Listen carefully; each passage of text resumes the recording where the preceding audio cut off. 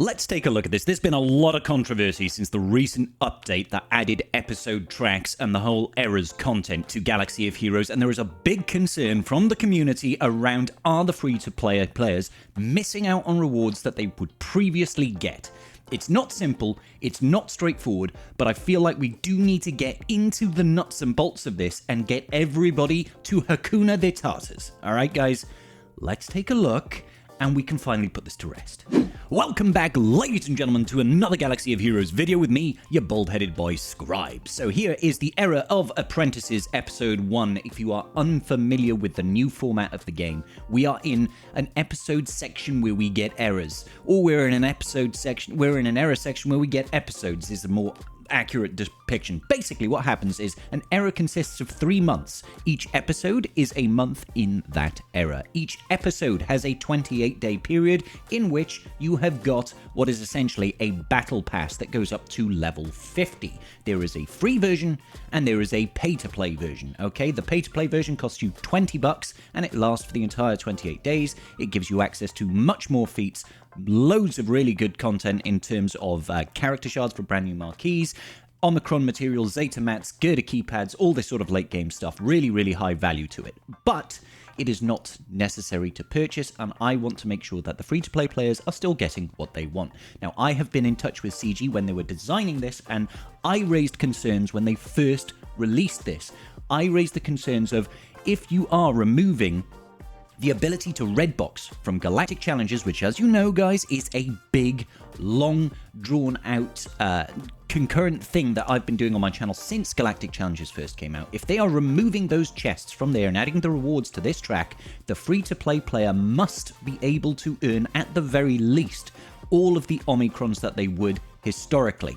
That is the big question, and I'm happy to say that is the case. So I don't want people, which they are currently, they are freaking out, absolutely freaking out when they go over to recent Galactic challenges. This is the very first Galactic challenge in which the new format is prevalent. And look, I haven't done all the feats, guys, because I need a 7-star Huyang and my Huyang needs another 50 shards. I'm a whale, all right? I'm a whale, so even me spending a significant amount of money on this game every single month, I can't max out this Galactic challenge. The good thing is, it doesn't matter, all right? Now, we are going to have to go into a little bit of math work here. We're going to have to get out the calculators just so that we can actually take a look at how does this impact a free-to-play player. Okay, so let's head over to the episode track and let's break down some brass tacks. All right, as you can see up here, I'm currently just below level 13. In order to get one level, you need 5,000 episode experience, okay? There are 50 levels. So real quick math, 50 levels times 5,000, because that amount of episode experience points that you need every level is completely flat, stagnant. It's always 5,000 XP for a level. So to get to level 50 and complete the track, you need 250,000 episode experience points. Okay, 250,000. However, before we even touch on that, let's think about Omicrons exclusively, just the Omicrons. The very last Omicron ability that you get is on level 43. So it's not even that full 250,000, right? Okay, so we can save ourselves, like 35,000 experience points as a free-to-play player and still get all the Omis. Now, you do need to have the episode currency, because the majority of the Omicrons that you would normally earn, you have to purchase in the weekly shipment store for episode currency, and it costs 1,600 of this currency per Omicron. You need to buy 3 of them a week, which means you're going to need to have 4,800 of this currency, give or take, I think. Yeah, 4,800 of this episode currency in order to purchase all of your Omicrons each week. Okay. Now, I ran through and took a look. All you need to do is get basically 11 levels every single week, all right? So that says we need 55,000 episode experience every single week. How does that work out? How do we get that episode experience? Very simple and straightforward. Number one, you've got your daily objectives, and these are ridiculously quick, not hard at all. You can smash it out in 2 minutes, basically. Spend your energy, and it can be any energy type, 600 energy. You'll do that in the day. If you're not doing the bare minimum of energy, there's something wrong with you, right? Purchase 3 store shipments. I'm sure out of the 4 store refreshes in normal shipments, you will be able to get that done because it costs you like 600 credits. Finish Galactic War Battle. This is click 2 buttons and sim. Congratulations. Finish 2 challenges. You better be doing your challenges a day. That's how you get your Zeta mats. That's how you get extra Carbantes. That's how you get Zeta mats. That's how you get all of your nice stuff. Challenges is free, easy, simmable straight away. Fleet challenge. Zeta mats. We've already gone over that. Open 1 data card in the store. We get 10 free pulls of bronziums every day. It's highlighted with a big red flashing button. This is literally 2 clicks. Done. Finish 1 squad or fleet arena battle. You don't even have to do both. It's one or the other. Pretty simple and straightforward. Go in, do your squad arena battle and back out, or go in and climb in fleet so you can get first and get your crystals. Like, everybody should be able to do this very easily. Now, as you can see, 300 episode experience points per daily quest. All right, so 7 times 300 is 2,100 episode experience points. But then you also complete all of your daily activities over here. This is wonderful. And completing all of the daily activities will give you an additional 1,500, okay? So in total, that gives you 3,600 episode experience every single day, okay? So in order for us to hit level 50, we know we need at least twice that, right? 250,000 experience points. We divide that by 28. That's 8,930 episode experience, okay? So we clearly see just by doing our daily quests, it's not going to be enough, right? Because if we minus 3,600 from that, that still leaves us with 5,329, I'm rounding up here, 5,329 episode experience that we need each day. But that's not all we get. We get episode quests. Every single day, we get a brand new episode quest. Each episode quest is worth 2,000 experience points. So out of that 5,328, we can take away an extra 2,000 experience points. That means we need, in order to hit that maximum end of the episode track, we need an additional 3,329 experience points every single day, right?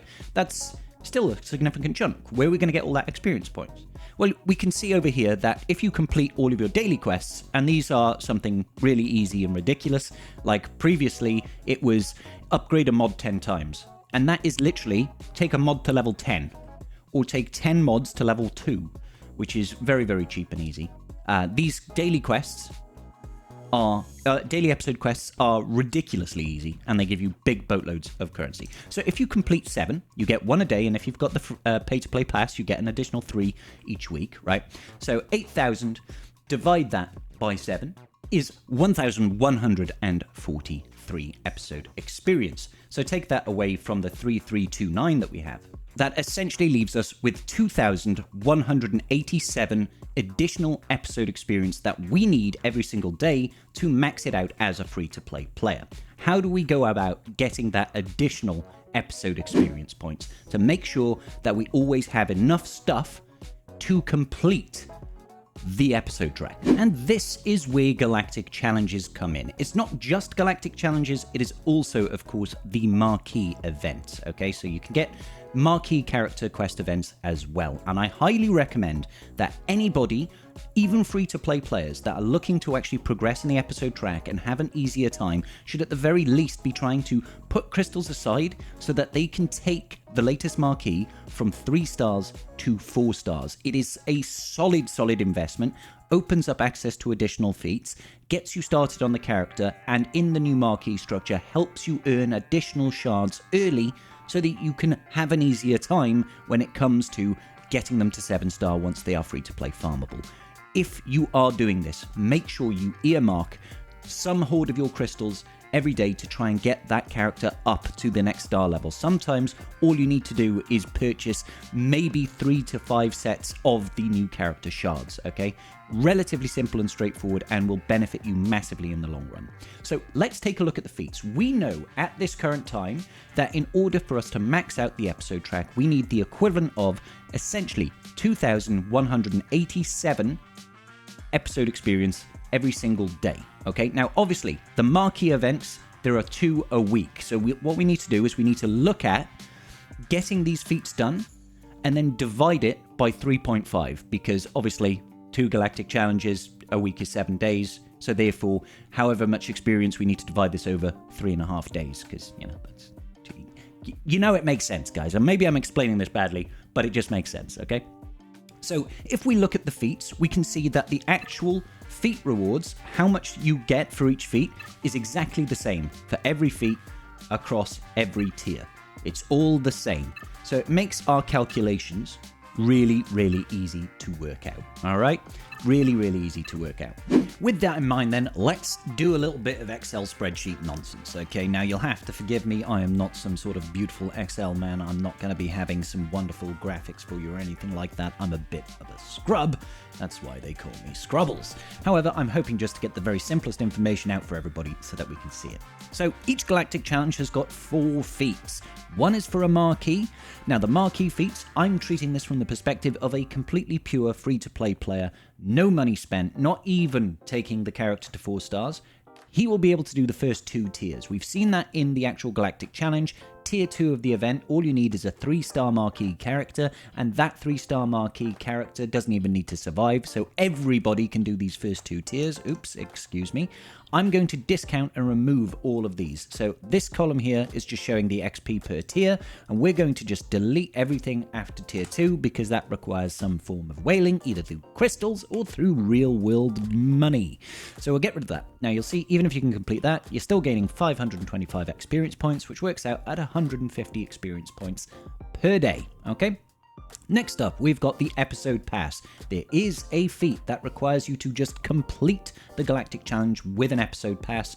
That is locked behind a $20 paywall for the entire month, so we're going to completely discount that. We'll get rid of that entirely. That leaves us with just the 2 additional feats that every free-to-play player has access to. Now, one of them is going to be the faction feat in this particular Galactic Challenge. That was the Galactic Republic feat. Win it with a full squad of, not Galactic Republic, I apologize, Rebel Fighters, Rebel Fighter feats. Win it with a full team of Rebel Fighters. Now, if you are able to complete that at tier 10, you will earn yourself 4,550 experience points. But we need to divide that by 3.5 because, you know, we're having 2 Galactic Challenges a week. That means that you would essentially divide that by 7, but divide it again by 2 because, you know, it's 7 days, 2 Galactic... It's divide by 3.5, guys. It's half the amount of feats that we get in the week for Galactic Challenges. That works out at 1,300 experience points per day, essentially, out of that 2,187 experience points per day that we need. Then there will be another feat that we have to do that is free to play. Everybody can achieve it if you have the right setup. For this recent Galactic Challenge, it was remove 400% turn meter from the entire enemy team. That has the exact same points capacity. Now, if you're able to do both of these feats at tier 10, you will see that on a daily basis, you will earn yourself a total of 2,750 daily experience points, okay? So if you could do those 2 feats, and you don't have the episode pass, and you've done the feat with your marquee, 2,750. All you need is 2,187. So if we were to say we did the marquee feat, we're earning that 150. We've done feat 1 complete. We've got that 1,300. We've done the second one. We've got that 1,300. That means we are 563 episode XP every single day over what is required to maximize that episode track throughout the entire month. And I know what you're saying. You're saying, well, Scribe, I'm not able to beat it at the top tier. Okay, that's fine. You're not, so one Galactic Challenge comes up a week and you're not able to do one of the feats. Maybe you just don't have Rebel Fighters. You've got trash Rebel Fighters. So you're only able to complete it at like tier 2. It's a damn shame. Only able to complete it at tier 2.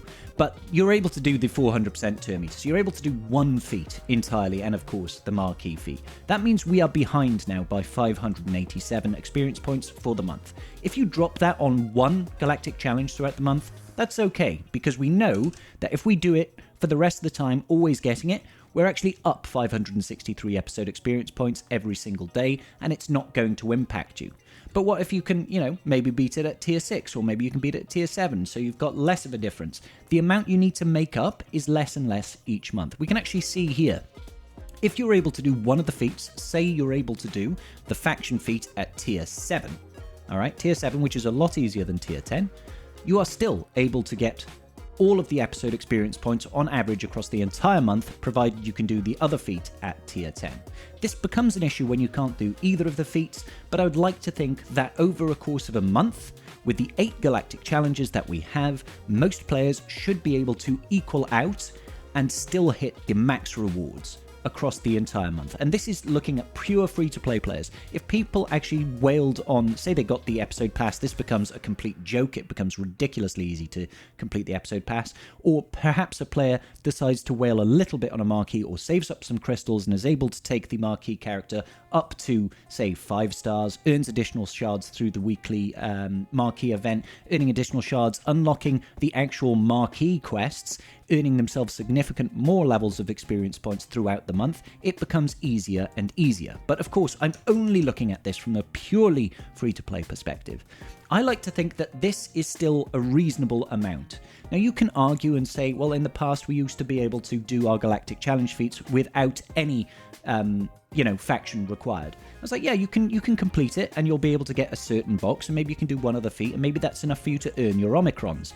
But I would say that this is still easier over the course of 8 Galactic challenges, because you are now able to offset the Galactic challenges that you do badly in with ones that you do well in, and that can give you all of the Omicrons that you would have across the month instead of missing out on maybe 1 or 2 chests. So if we were to look at this across the entire month, we look at every single Galactic challenge, we've got 1 through 8 here, and think about how much episode experience do we get per day. This could be, or per Galactic challenge, 5,075 XP is completing one of the free-to-play feats at the top tier at tier 10 and doing the tier 2 marquee events. You get 5,075 experience points. You could get that 3 times where you just max out one of the feats, and then for the remaining 5 Galactic challenges, if you max the others out at tier 10, you're able to get all of the experience points that you need. Works out 2,262, when in fact we only need 2,187. You're still able to max it out. You don't have to complete every feat.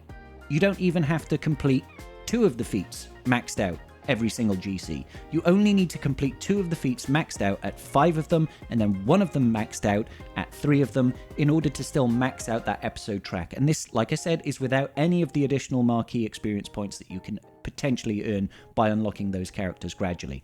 Now, this is just sort of looking at a high and a low, sort of the low end and the high end brackets. You can obviously spread this out. Like I said, if you go ahead and all you do is do one of the feats at tier 7 and another of the feats at tier 10, so you don't have super strong rebel fighters, but you're able to do it at tier 7 and you're still able to do tier 10, max out that TM reduction, you still earn more than enough experience points every single day to max out and earn all of your Omicrons throughout the month. It's totally fine. So just a little bit of a visualization here for the episode track. Total experience points that you need in order to max out that episode track is 250,000 XP per day. That works out an average of 8,929 XP per day. That works out, when you look at your daily XP, that's just your daily objectives, you're taking off 3,600. Okay, everybody should be doing that. The episode quests every day work out at 3,143 XP, which means the remaining XP that we need is 2,186 or 87, depending on how you round it up or down. And that translates into, basically, if you can do 1 feat at tier 10, 1 feat at tier 7, that will get you everything with the tier 2 marquee event. Okay, that will get you everything that you need as a free-to-play player on average across the month. However, even if you can't do that every single day, but some days you're able to max out both of those feats, the faction feat and whatever the other feat is, that gets you over and above and should cover you for the days in which you are not maxing out the GCs or those 2 feats, okay? Don't forget, you can do 3 GC events where you only max 1 tier, and then the remaining 5, you'll have to max both of them. Alternatively, if you do tier 7 on one of the feats and tier 10 on the other feat, you will get all the XP that you require. If not, 2 tier 8 feats will get you most of the way there, and you'll just have to make up the rest of the difference with the occasional 2 maxed out feats, okay? I'm not sure if I've completely explained this very accurately, but on the whole, I like to think that this is actually easier. It's just not as clear. It's not as clear at first sight, but looking at it, it's actually a lot easier for us to manage, all right? Fantastic. Okay, ladies and gentlemen, I think that's about to wrap it up here. I know this is a controversial and divisive subject, but I actually think that free-to-play is absolutely fine here, guys. There is another question around, is the gap widening between the light spenders and the whales and the free-to-play characters, free-to-play players, sorry, then yes, there probably is. You know, we are getting incentivized more and more to spend even just a little bit of money, like the $20 a month pack, that sort of thing, just spending a little bit to get a character, a marquee character up to the next level. All that sort of thing is incrementally asking us for more. You do not need to do it. We are in a freemium game. That is just how these game models are operated, you know? I know it's not always the nicest thing to see that pay-to-play wall, but it's not anything to really lose your heads over, ladies and gentlemen. You will be absolutely fine. Let me know your thoughts, though, in the comments section down below. Please like if at least I offered a little bit of clarity, even if you don't agree with my position, and let me know your position on it. I will see you all in the very next video. Peace out, and may the Force be with you.